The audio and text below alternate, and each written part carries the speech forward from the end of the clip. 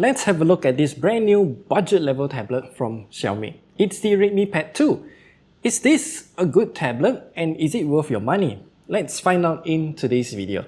It's going to be a short and condensed one, of course, so do hit that like and subscribe button and let's get into it.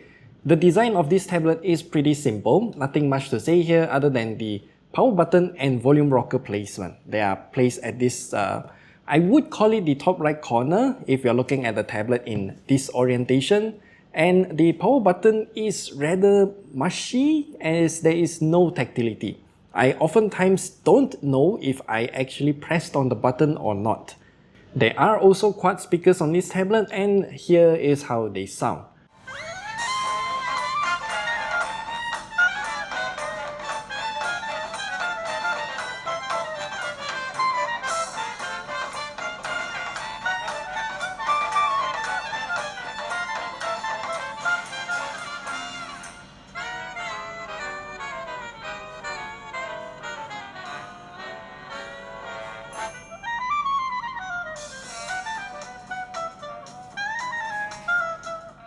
While they are loud, I do think that they sound pretty decent, though certain low frequencies are missing, especially the loud bass booming sound effects. As for the screen, this Redmi Pad 2 comes with a rather good size of 11-inch with an aspect ratio of 16:10 and a resolution of 2560 by 1600 pixels. It can also go up to 90Hz refresh rate. Now, some of our commenters in our gaming test video pointed out that this screen does not look particularly good, and I have to say, you have sharp eyes. The Redmi Pad 2 is using an IPS LCD screen. Now, not to say that all IPS LCD screens are bad, because there are other tablets out there with great IPS LCD screens, like the Samsung Galaxy Tab S10 FE Plus. But the screen on this Redmi Pad 2 is just on a different grade. The viewing angle is bad as the screen just turns dark whenever I'm looking at the screen at like a 40-degree angle, something like that.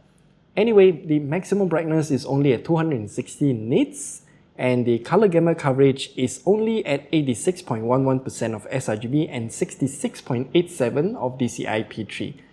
I mean, yeah, it's a budget tablet, but I do think that the screen on a tablet is very important, and this screen is just not comfortable to use at all. As for the chipset, the Redmi Pad 2 is powered by the MediaTek Helio G100 Ultra chipset. There are two things that I want to point out here. Number one, the Helio G100 and the G99 are basically identical in terms of performance, as all of the CPU cores and the GPUs are the same. The Ultra in its name is just a software thing for improved camera performance, as I don't think this is relevant because number one, tablet photography is atrocious and the cameras are just bad on this tablet. Now back to the performance then. If you know how the G99 performed, then it's basically the same for the G100 in this Redmi Pad 2.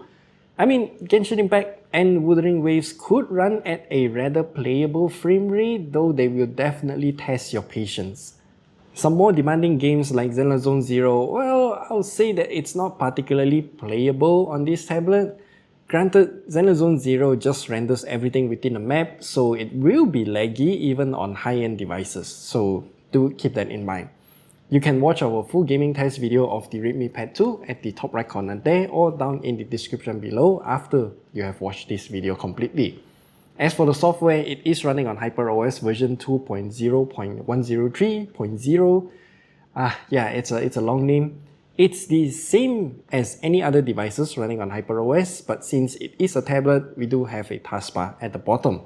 It functions the same as other tablets' taskbar, but there is no customization options in HyperOS. So whatever you see here is exactly what you will get. It is, however, kinda laggy, and I think this is due to the Helio G100 chipset. The battery life is kinda decent as it does come with a 9000 mAh battery and it can last for around 14 hours and 17 minutes in our standardized battery life test. While it does look like it's not that good, tablets generally have worse battery life compared to phones because of its larger screen. As for the charging speed, well, this is where things get weird.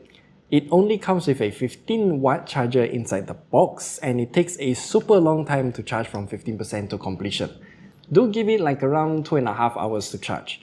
Also, the temperature doesn't matter here as the entire tablet is a giant heatsink anyway.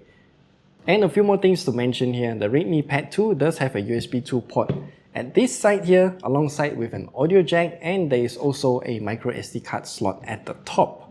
So, should you buy this tablet? Well, I think that if you're looking for something that is low in price, then yeah, I think this is okay for you. However, I personally would recommend you to get something with a better screen because for a tablet, the screen is the most important aspect of it. So up your budget a bit more and get, I don't know, maybe something like the Xiaomi Pad 7 for a much better screen, better performance, and you will just be generally happier with your purchase. At least your eyes wouldn't hurt by just looking at the screen. So let us know, what do you think about this tablet? Would you buy it or will you not? Let us know all of your thoughts down in the comment section below.